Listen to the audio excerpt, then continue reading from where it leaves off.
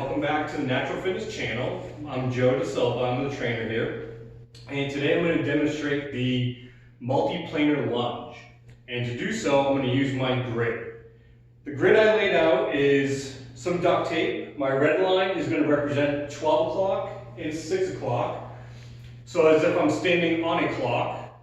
Blue is going to be 3 and 9. I have 2 and 10, 5 and 7.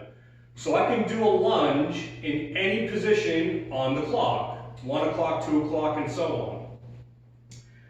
Standing in the middle, I'm going to call that home. So every time I step forward or to the side, I'm going to come back home. That's going to be feet together, nice and tall.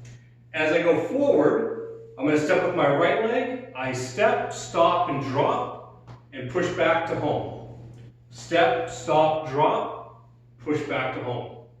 When I land, I'm trying to keep about 70% of my weight on my heel, about 30% on my toes, because I'm emphasizing work in the hip.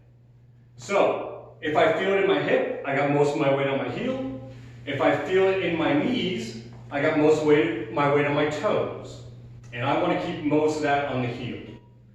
So, to demonstrate each angle, I'm going to go 12 o'clock with my right leg. I can also go to different depths. So I can just start right here.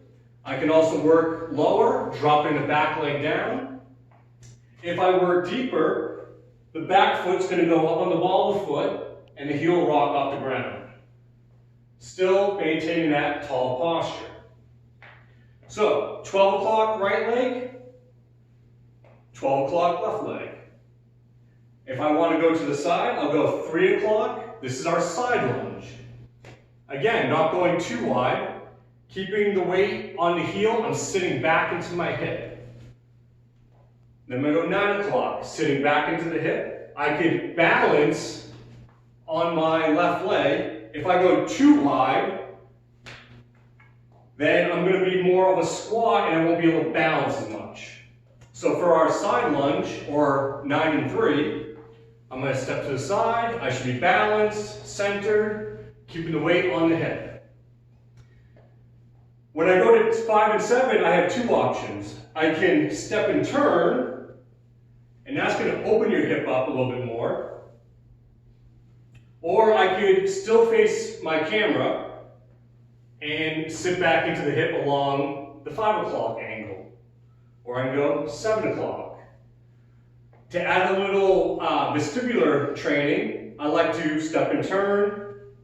And what that does is it changes your balance, it changes your view. So if I go forward or to the side, I'm always looking at the camera.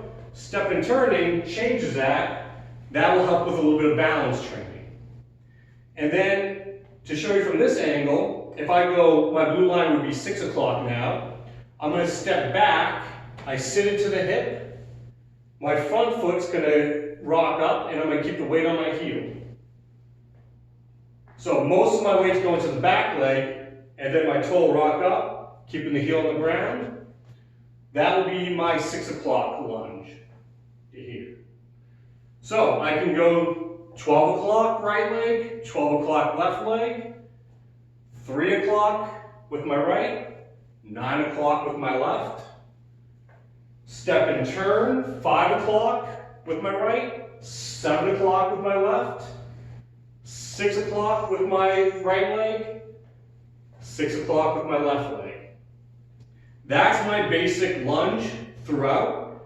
If you want to get more complex, add a little variety, you can start using different angles, like crossing over. I could cross behind. That gets a little bit more sport specific, it gets a little bit more position specific based on what you're doing and what you want to train.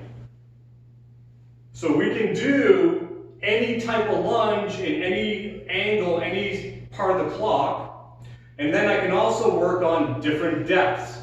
So if I use blue line as 12, I can just start with a step. I don't have to bend too much.